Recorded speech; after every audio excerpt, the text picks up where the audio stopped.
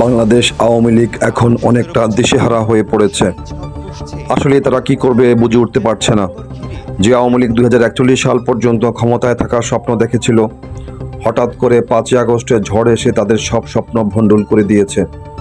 কিন্তু দিল্লিতে বসে শেখ হাসিনা নতুন করে দলকে পুনরুজ্জীবিত করার স্বপ্ন দেখছে।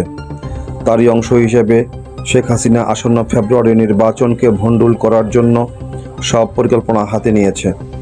অন্যদিকে ডক্টর মোহাম্মদ ইউনূস ফেব্রুয়ারি নির্বাচনের জন্য দৃঢ় প্রতিজ্ঞ। প্রস্তুত নির্বাচন কমিশন, প্রস্তুত রাজনৈতিক দলগুলো। মূলত শেখ হাসিনা গণহত্যার বিচারের জন্য ট্রাইব্যুনাল কয়েকটি রায় ঘোষণার অপেক্ষায়।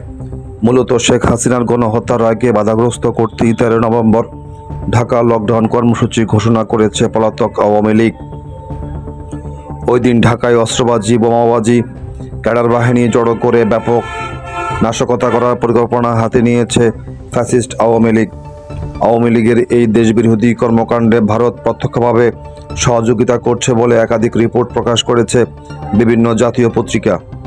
নাশকতার অংশ হিসেবে গোপালগঞ্জ, শরীয়তপুর ও মাদারীপুরকে হটস্পট হিসেবে দেখছে পলাতক আওয়ামী লীগ।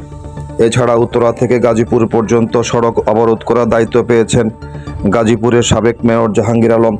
যাত্রাবাড়ি থেকে কাঁচপুর পর্যন্ত সড়ক অবরোধের দায়িত্ব পেয়েছেন সাবেক এমপি লিয়াকত শিকদার।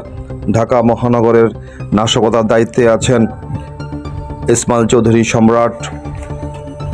এছাড়াও 13 তারিখের আগে রাতের অন্ধকারে বিভিন্ন মহানগরীর সড়কে মিছিল, পিকেটিং এবং ব্যাপক ভাঙচুর করার পরিকল্পনা হাতে নিয়েছে আওয়ামী লীগ। 13 তারিখের আওয়ামী লীগের এই কর্মসূচিকে খাটো করে দেখতে নারাজ নিরাপত্তা বিশ্লেষকরা। শুধু আইনশৃঙ্খলা বাহিনীতে ঘাপটি মেরে থাকা একটি অংশ হয়তো সেদিনের কর্মসূচিতে আগুনে ঘি ঢালার মতো পরিস্থিতি তৈরি করতে পারে বলে মনে করছেন নিরাপত্তা বিশ্লেষক ও বিশিষ্টজনেরা।